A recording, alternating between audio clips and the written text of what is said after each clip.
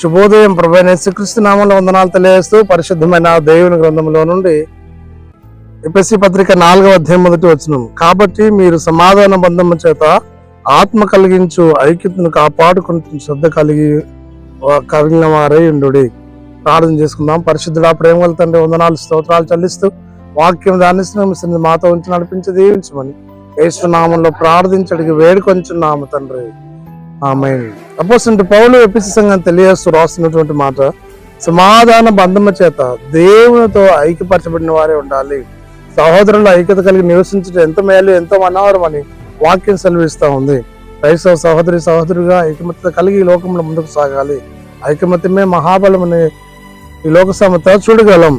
ప్రేమతో ఒకరినొకరు సహించుచు కలిసిమెలిసి జీవిస్తూ దీర్ఘశాంతముతో సంపూర్ణ వినయంతో సాత్వికంతో భక్తి కలిగి ఈ లోకంలో ముందుకు సాగాలి.